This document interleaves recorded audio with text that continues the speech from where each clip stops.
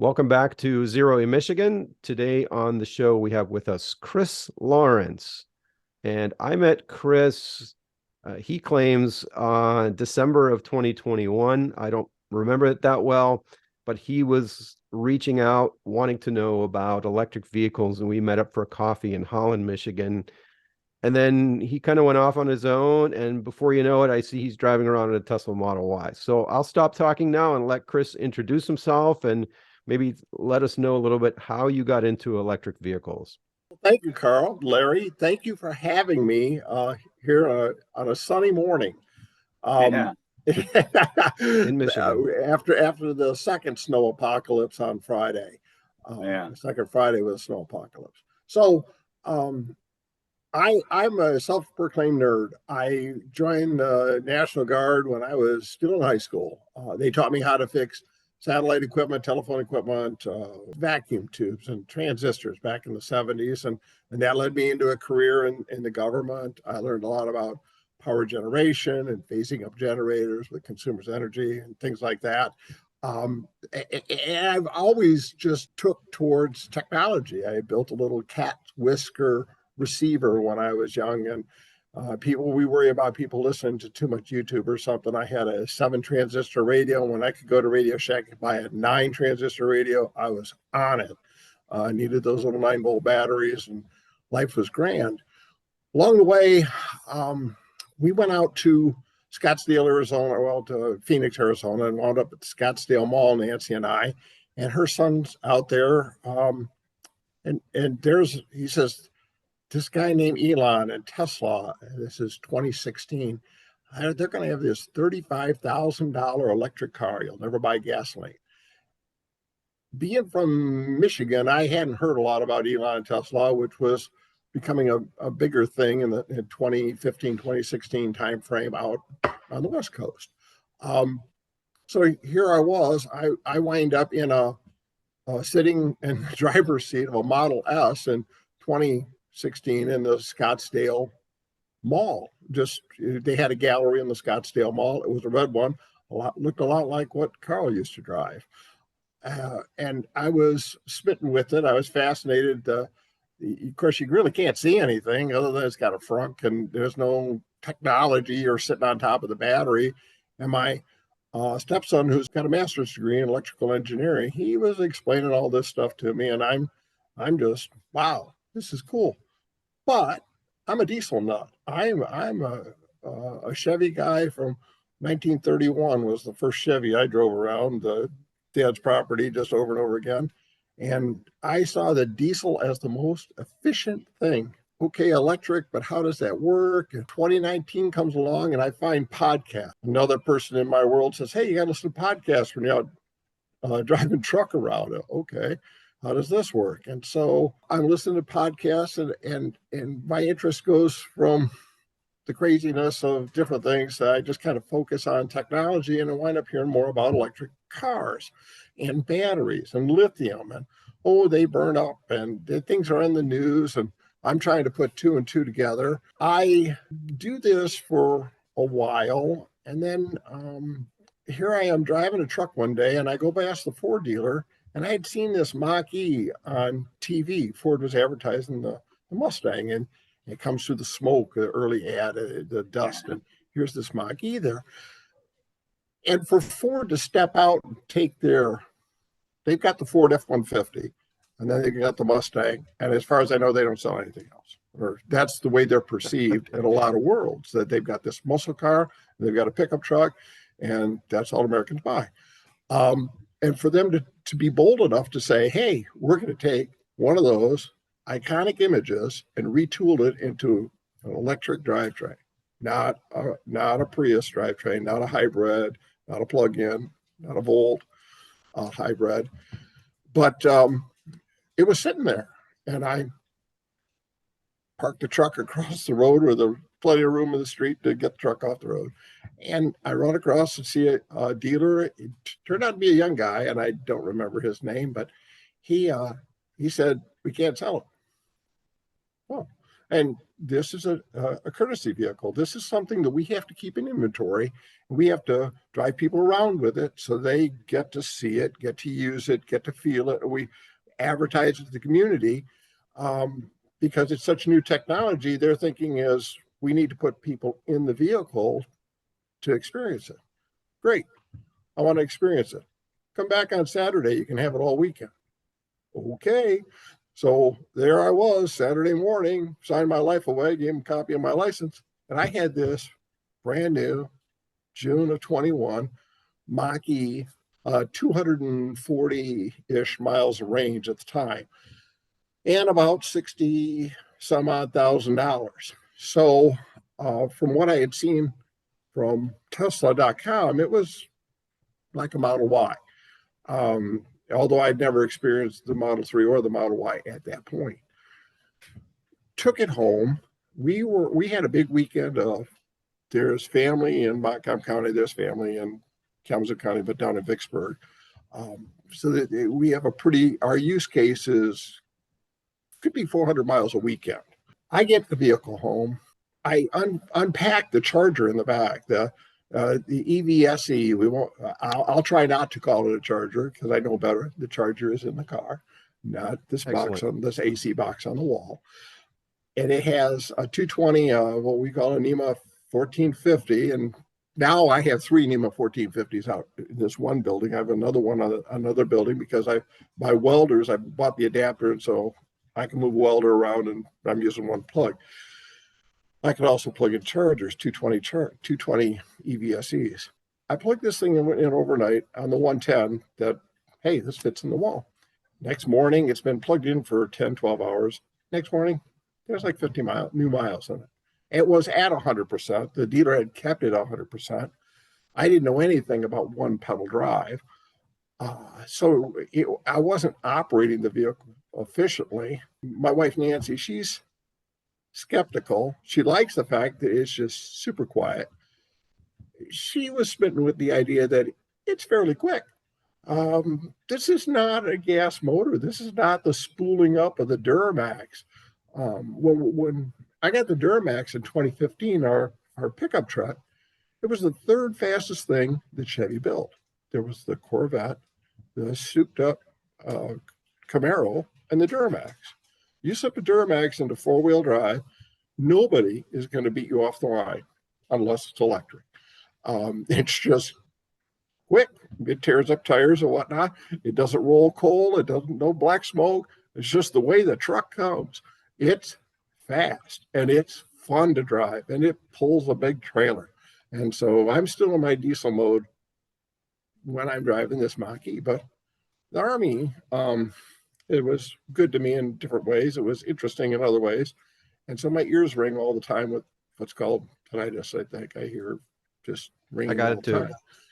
Yeah. So to be in from loud environments in the industry or the military, but to be in the Mach E and be able to listen to radio at like 3, not 7 or 9, was just, it caught me. It drew me in. It was like, this thing isn't even running. It's just, there's road noise out there, which I don't hear a lot of, but it was just such a different experience.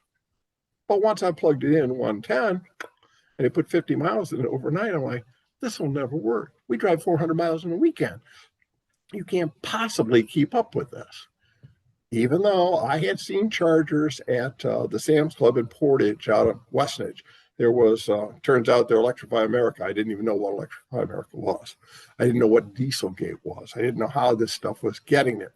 But I had seen them there since maybe 2015, 16-ish.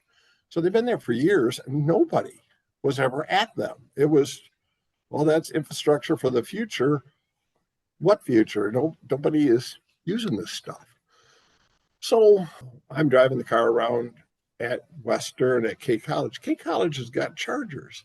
And I think to myself, well, if we got one of these, she could charge at work for free. That's what the chargers are for. They're anybody can use them for free. They're for faculty or for students. And there's a charge point.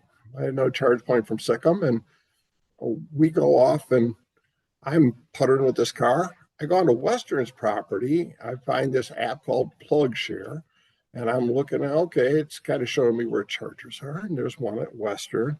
And I go there and there's a Volt hybrid plugged in. And you could tell it had a university plate on it. So my mind, this thing is plugged in all the time. Well, with my trifocals and the screen that was about that big in the sunlight, I couldn't see if that thing was full or if it could be unplugged. And I'm wondering, what's the etiquette here? Okay, I've got an electric vehicle, I plug it in. Well, what if somebody comes along and says, I need some of that, unplugs it, plugs it in?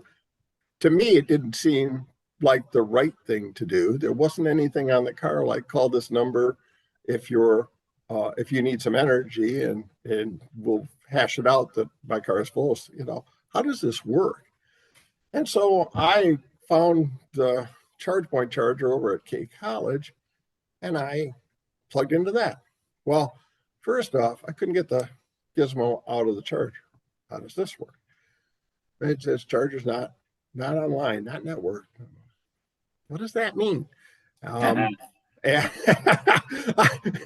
So if there's an expression of drinking from a fire hose, I was getting wet because I was literally walking through this stuff and all right, I'm going to Google this in a single weekend, right? So the thing that's coming to my mind here is you had the compressed EV introduction in a weekend, right? So the whole, okay, I got a car. Hey, it comes with a charge cable, but it's super slow. And then there's public charging, but you need some kind of card or app and then there's a car there. And then, yeah, do I know whether they're done charging? So I'm thinking you had like this, like you said, drinking from a fire hose. You got all this stuff all at once. So congratulations for getting that far. Maybe one question, you had mentioned the Nemo 1450, which, that's actually pretty, I would say, unusual for the average person to already have a high power outlet in their garage or barn or whatever, unless you have three, unless you have a farm and you have the welding and that sort of thing. So it totally makes sense. So my question was, did the Mach E at that time come with the EVSE cable that was the dual voltage? Did you have the ability to plug into the NEMA 1450? And if so, did you know to do that? I knew to do it. I had both adapters there. I had the 110 and the 220, the 1450. I didn't have a 1450 outlet because at the time I had stayed with the old 3-bladed, what was called a range outlet. And it's a NEMA something, and for the life of me, I haven't. Okay, so you didn't have the right connector or adapter. I didn't have the right adapter. I could have taken something apart. I could have used some wire nuts and rigged something short term. I get it. It was just, I was already consuming a lot. Yeah. No, I get it. I mean, if you had made that leap of faith, kudos to the self-starter farm community, the people that tinker and know what they're doing especially with high power, right? The joke is 120 volts will tingle you and 240 will kill you. So you got to be super careful. Hey, I wanted to pipe in there too. It was interesting that one of the first things that came to your mind was, can I unplug this car? Because guess what? That happened to me last night.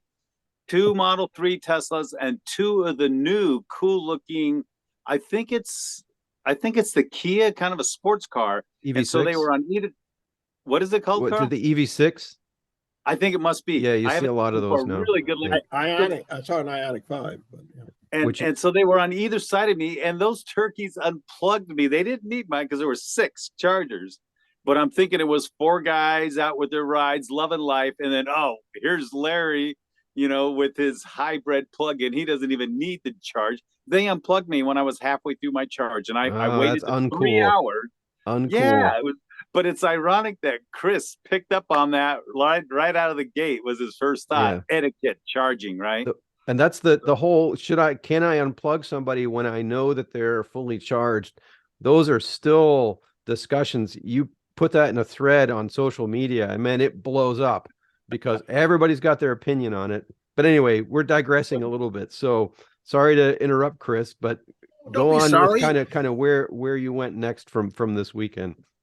I did figure out how to get the charge point. The close communications protocol with my phone. I got that loaded up, got it unplugged, got it plugged into the car. And then I'm in the car doing the Android Auto and running the screen and learning more as we went along.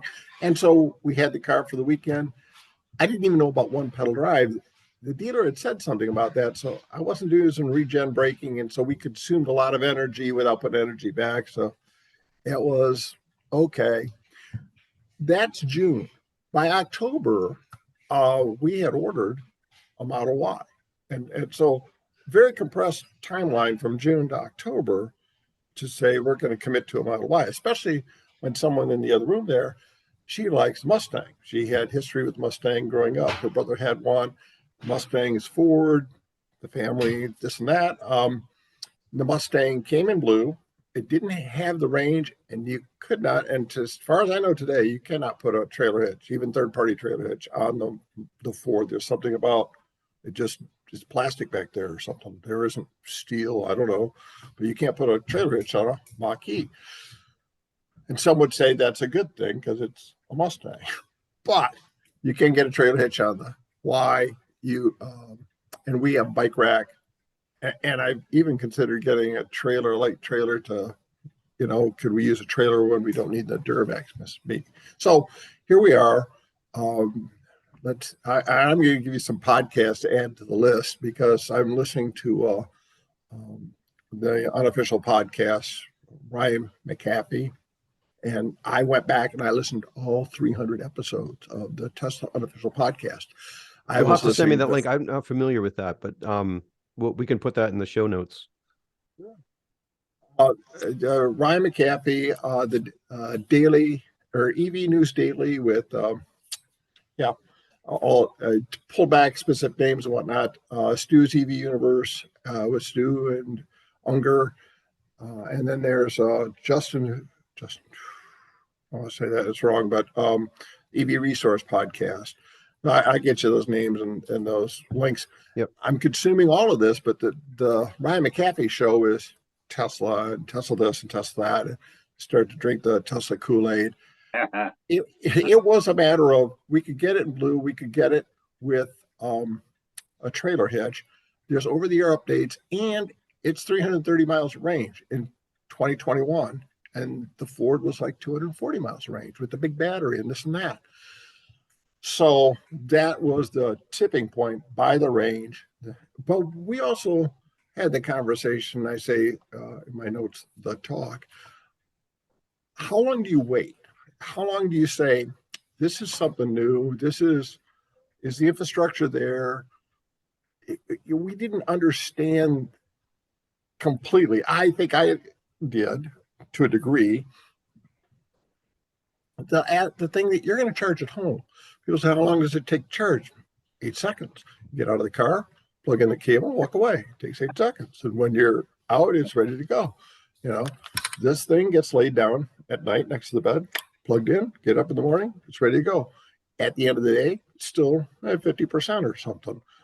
Maybe less, depending on how much I'm using the audio, but the phone lasts, could if it had to, probably last for 2 days. But you just get into a routine with it, the electric toothbrush, the DeWalt batteries, you've got a spare battery when this one goes. The steel chainsaw, we've got 2 batteries. So the battery charging for me was making sense. You're going to do this at night. And if your use case is just drive a round trip 40 miles to Kalamazoo for days out of the week, you've got plenty of charge. You probably don't need 330 miles.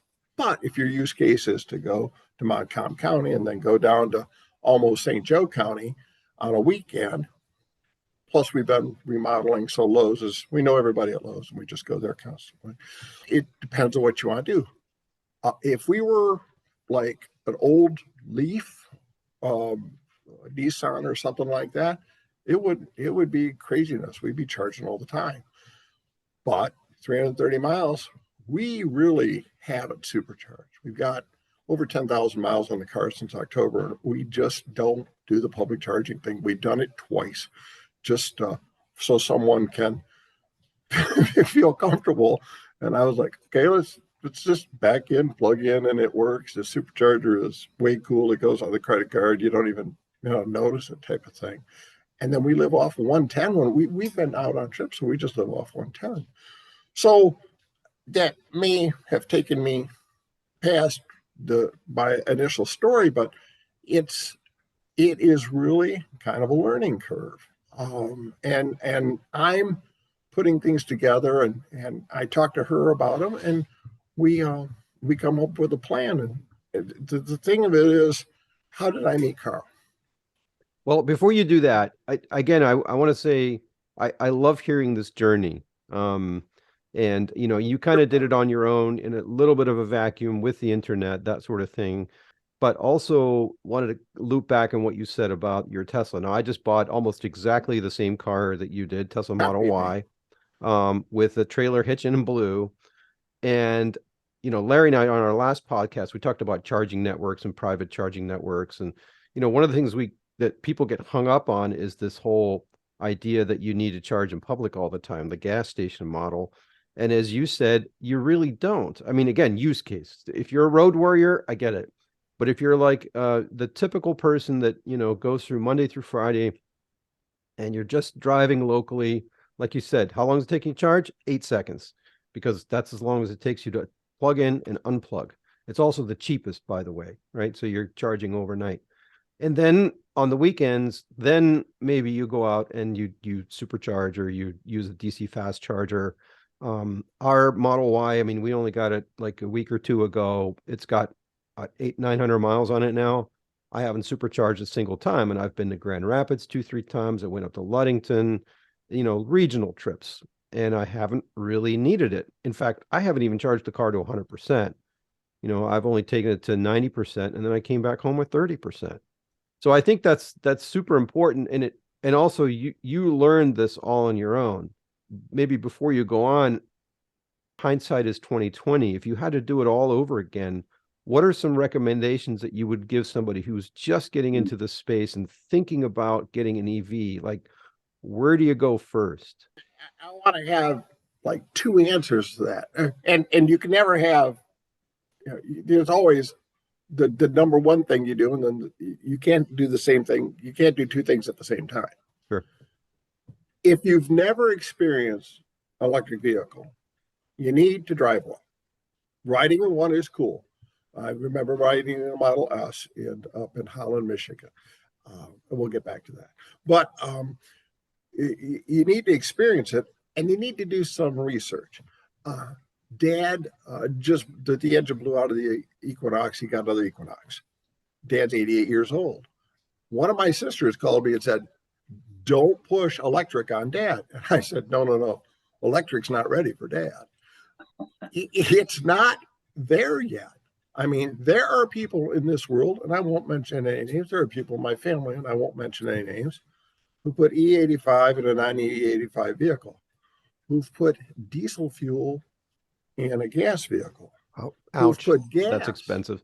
Wait a minute. Put gas to fix. Okay. Which is worse.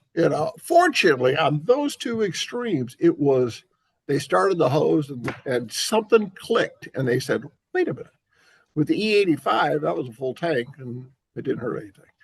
But with the other two, they stopped before they got too crazy, and they were able basically to either pump it off or burn it through it or whatever.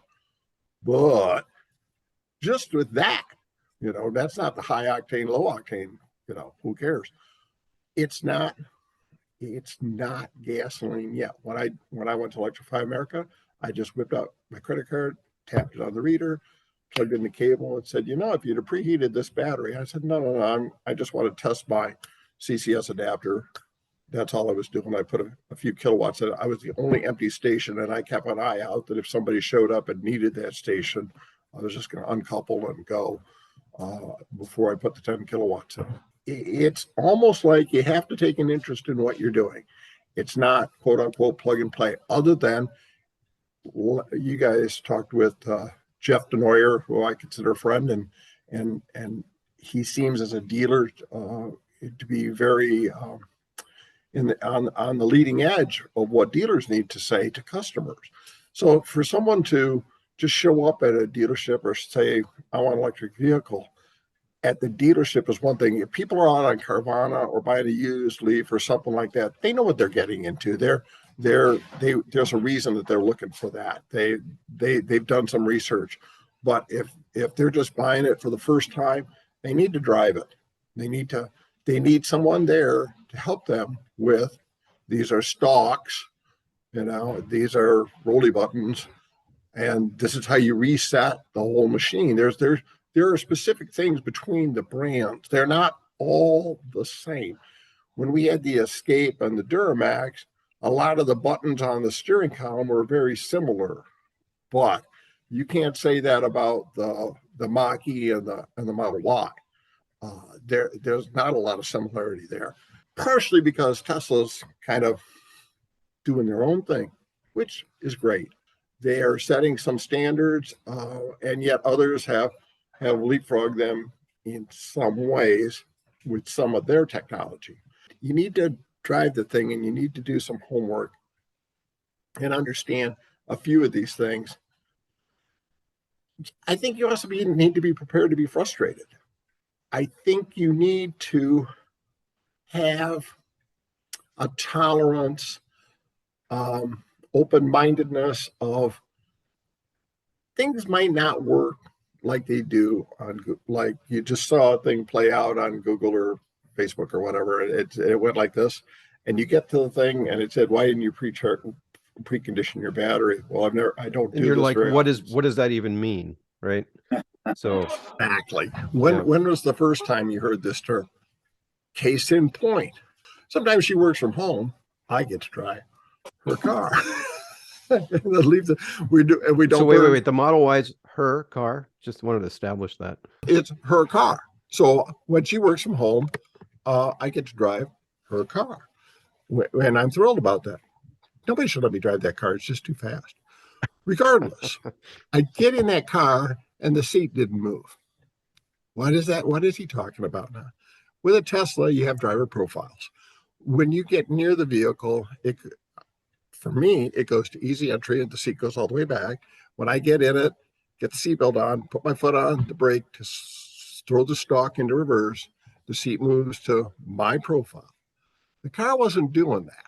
And I'm like, okay, what have I heard on podcasts? Take your phone, because your phone is the key. And when I put my foot on the brake, it said, take your Tesla key, which is buried in my wallet somewhere, and put that on the console to get the car to fire up. So I knew it wasn't talking to my phone. So I turned my Bluetooth off, turn it back on. No. Take the two buttons, soft restart the car. Still, it doesn't see my phone. It doesn't recognize me. Now what? So I got two of them down. What's the third thing you do, which I'm scratching my head over?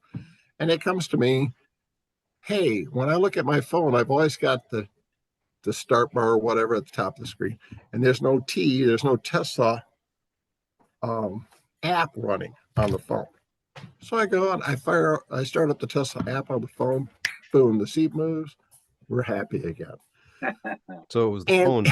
Because the phone is your key, right? What's that? The phone is your key. I mean, you have the key card, key, but the phone is generally your key. Yeah, and so I see there's other vehicles that advertise that as well, even internal combustion engines, or what we call ICE vehicles from here on out. There was a learning experience. I was a little frustrated, and I'm one to, I guess, easily get frustrated, maybe more so than others, especially when I think something should work. But I just went through it. So this is a paradigm shift. And what's interesting, sorry to cut you off, because I had a similar reverse experience the other day. So I'm now used to, with my original Tesla, the 2015, you had a little key fob. And so you stick that in your pocket or your jacket or whatever, and you get in the car. And now with the Model Y, I'm used to using my phone. Well, yesterday I went to take my Kia Niro EV for a quick trip. It's got the better snow tires right now because I haven't put any snow tires on it. And I sat down in the car, pushed the power button, which of course you don't even have to do in a Tesla because it just knows you're there. And it says key not detected. And I was like, I forgot the key on the key fob on our little key hook inside the house, because I'm so used to just getting into the car with my phone in my pocket and not having a key. So, so you kind of get the reverse. And I've also heard of people forgetting to turn their car off, right? Because it's so quiet, you don't hear anything, you just walk away, which again, with a Tesla, if you open the driver door with the car in drive or reverse, it will immediately put it into park and you walk away and it locks the car. And I've heard of people leaving their car on, including like a hybrid. They get in the next morning, it's like, oh, it's still running. So anyway, my point was really that this is it's a paradigm shift, but once you get used to it, all of a sudden it's like the whole gas car experience is foreign anymore.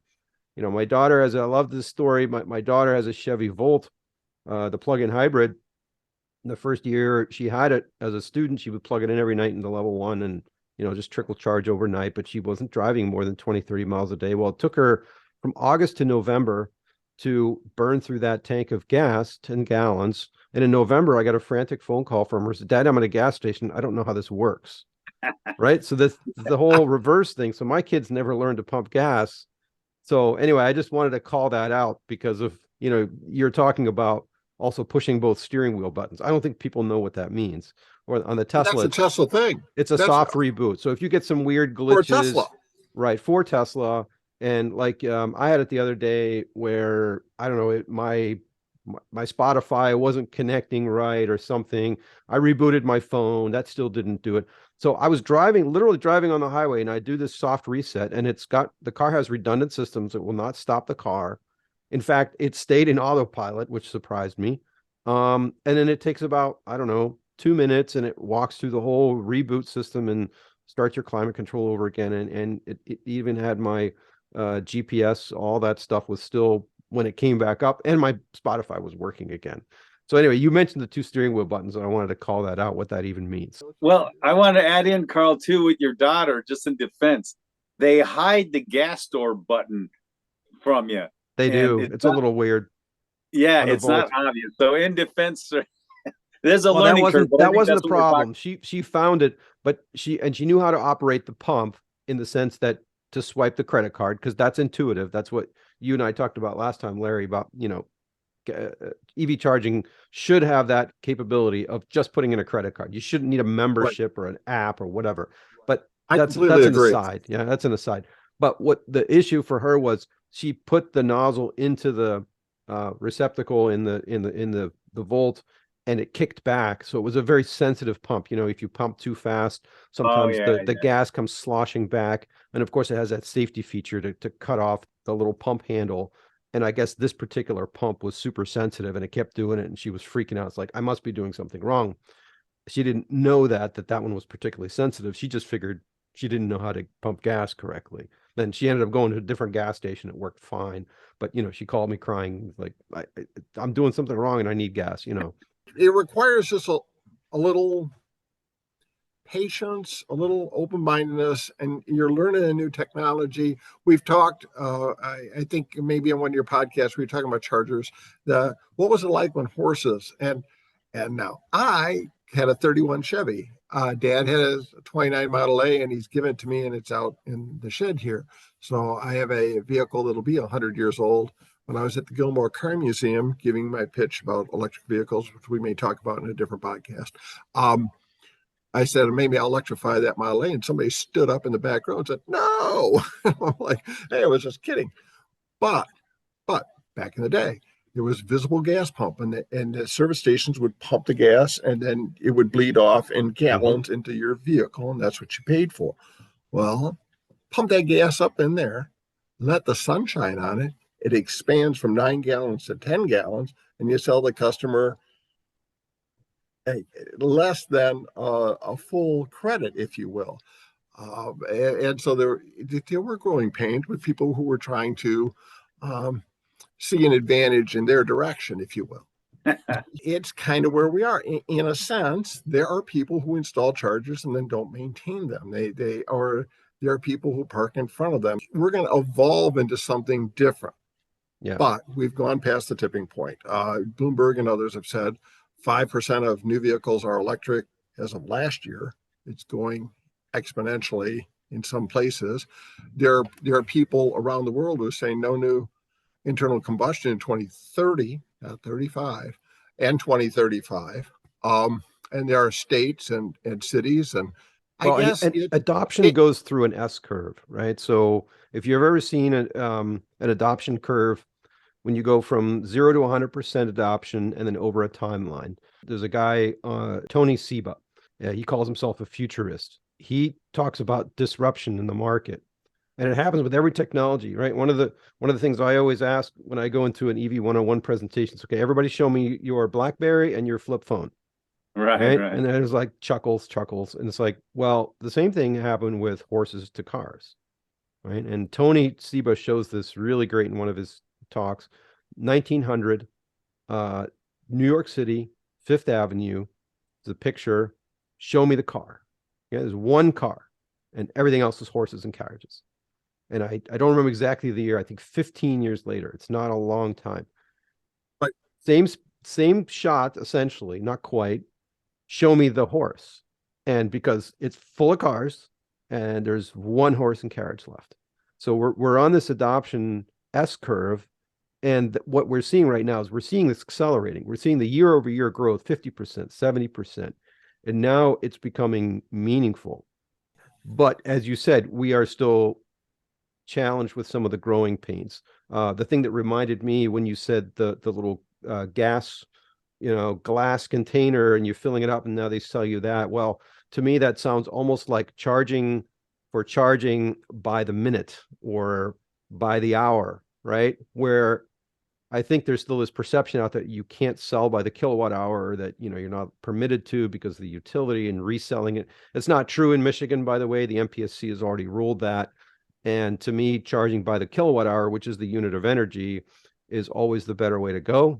Because it's every vehicle is different, every charging scenario is different. And Karl did a video on that. Yeah, we did a little video on it.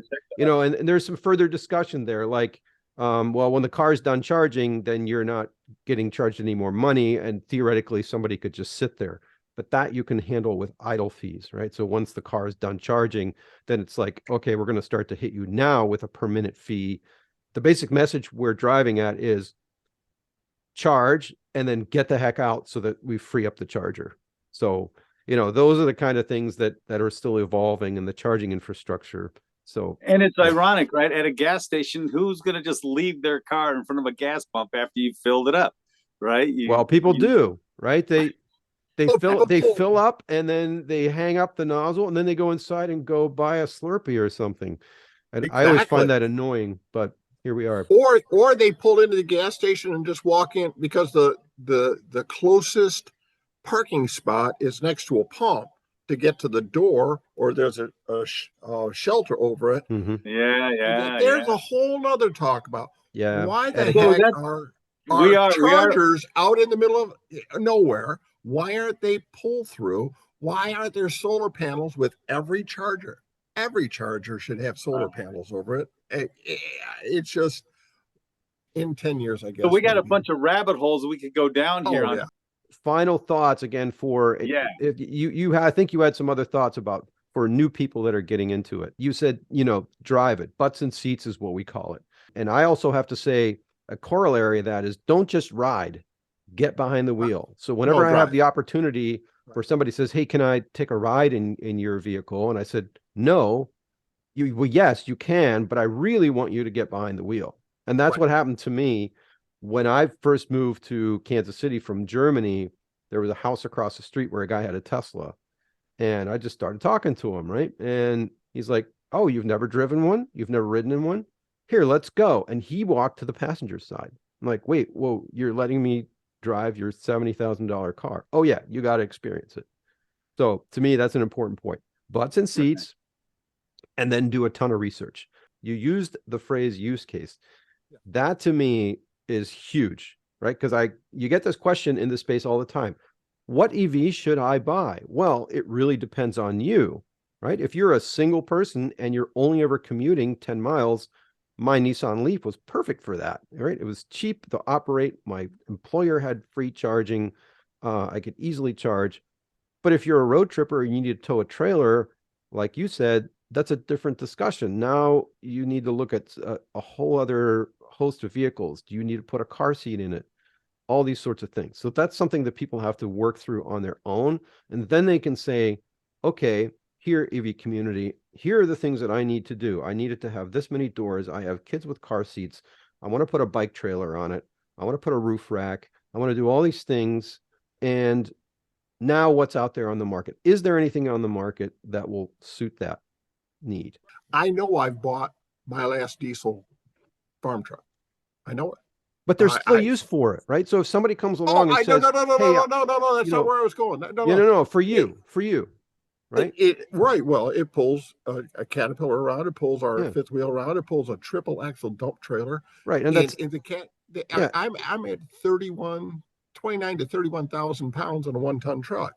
I don't go far with it with those kind of weights on it. And I've got good brakes on everything. Mm-hmm. And I don't go fast with it. But you can't do that with a Cybertruck or an F-150. Until you buy an EV that you can put a hitch in, and people just gloss over. They have no idea what a gooseneck hitch or a fifth wheel hitch is. And so the vehicle that I need isn't there yet. Right. And that's a great point. The people who are, the diehard diesel and gas fans will say, well, there's no vehicle that does what I need it to do. Right. So my sister has a horse farm in North Carolina, and she has a dually and with HD, heavy duty. It's got the coupling in the bed for the horse trailer. There is no vehicle right now that can replace that. Full stop. There's really no equivalent right now. So if that's your use case, go buy a diesel and be okay with it. Right. Right. But maybe you don't need that dually to go get a loaf of bread and some milk. If you have the luxury of being able to afford another vehicle, go buy yourself a used Nissan Leaf or something, a Chevy Bolt EV or something like that, or a Volt, if you're not comfortable with the full DC fast charging on the road. But it's so much cheaper. I mean, 5 cents a mile versus, you probably burn up everything just by starting a big diesel like that. Right. And that's why whenever I can, the diesel stays parked. We got plans after this podcast that we're headed that way. And she's already been out with the Tesla, and we'll be out with it again. We'll be out with it all weekend type of thing. Mm-hmm. But things are coming. And I, although I've been a Chevy person from the get-go, I will buy a Ford if Ford gets the heavy duty out there that does the job, and that would range and whatnot. But it's all coming, and it's all coming amazingly fast. There's a podcast, one of them that I mentioned earlier, that he said, people are standing here right now, and they're going to look around in like 2 years and say, where did all these electric vehicles coming from? I don't get it. People who have a gas internal combustion or ICE vehicle right now don't realize their next vehicle is electric. It's because that's where the selection is going to be. That's the thing that they're going to want for a lot of reasons. They're going to want. So I want to highlight that word. They're going to want. I hear this all the time. Well, we're all going to have to go this way, right? And I don't see it that way. Combustion is going to be around for a long time. I think you're going to get to a point and say, well, that actually makes way more sense for me. It's cheaper to drive. There's hardly any maintenance and all these things. And my neighbors got one and they're fine with it. And I drove it and it's actually pretty cool. And all of a sudden it's like, okay, now you're willing, you want to make that leap to a new technology, just like you did to a smartphone. I mean, whoever thought, my flip phone's fine. It's nice and handy, goes in my pocket. And all of a sudden it's like, oh, wait, I can look at maps on my phone. I can make reservations. I can do all this stuff on this phone. Yeah, maybe that flip phone wasn't all that great after all. I want to go to this new technology. There are still people who use flip phones. Yeah, it's okay. That's okay. There's still steam engines around, right? The SS Badger still runs on coal and steam, which is kind of cool. It's in a nostalgic sort of way. Most of the lights in the world are kept on by steam that aren't on by renewables. People don't realize how efficient steam is, and steam turbines get spun by different things. A lot of places it's fossil fuel, but if it's not fossil fuel, it's radioactive material. You boil water, get steam, spin a turbine, lights go on. So let's wrap up this getting green pilled episode. Yeah. And then because next time what I want to do is then, Chris, we can talk about, you got to ride in my Tesla, but you had already put yours on order. And you offered me a chance to drive it, and I was real close to accepting it, but we were in traffic. We were only going to go a couple blocks to where the Duramax was parked, and I didn't want to drive your expensive car like in town. Let me get out away from things to fully experience it, because I would have been more worried about the traffic Yeah, I should than have been more understand. insistent then, but But you had already swallowed the green pill, so but I want to say thank you. This of this course. has been a wonderful experience. Of course, I love you guys, and it's just it's great. Hopefully, this gets out and somebody sees it and says, "Well, that's not completely odd. Let me see if any of this makes sense to me," and goes off to find an electric vehicle. Let's plug. We got a couple events coming up in West Michigan here. We've got one at Western Michigan University here in March, and then we have the Earth Day out at the Kalamazoo Nature Center in April. And so if people find the Facebook page, the Kalamazoo Electric Vehicle Association Facebook page, just go on Facebook and say electric vehicles, and you'll come across a group, a Yep. Tesla group or something. Yeah, and, we have the West and Michigan group, and then I think what you're talking about is the Drive Electric Earth Day, which is actually a national series of events. So if you Google Drive Electric Earth Day, there's a map of events all over the country. I don't think the Kalamazoo event is on there. I got to tease Paul about that, our friend down at Western. I'm hosting one in Grand Rapids. I know there's one in Midland. So anyway, get out there. It's the owners showing their vehicles. There's no sales pressure. Check it out. Literally kick the tires and see what else is out there. I'm hoping to bring my electric motorcycle. You'd be surprised what all is out there. And so that's a great point. So we'll put links to all these in the show notes. Well, Chris, super. I thank you so much for coming on, and we have so much more to unpack, and we'll do that next time. One of the things I really love is when you show up to these events, you come out with your veteran hat, so you're smashing all these preconceptions of what an EV driver is. We're not all the crunchy organic types that are wearing tie-dyes and bell bottoms. So I love that we have diversity in a number of directions in the EV community, which is fantastic. thank you for the appreciation toward being a veteran. It was 28 years of service, and yeah, it's just something that it seemed like the right thing to do, and I'm proud of it and glad I did it. I hope others do it. Yeah, and thank you for that service. Yeah, thank you for your service, Chris. And to our listeners, thanks for tuning in, and we'll catch you on the next one. If you enjoyed or learned from this episode of Zero E Michigan, please subscribe to us on your favorite podcast platform. Visit our YouTube channel for other related videos at youtube.com/@0E-Michigan.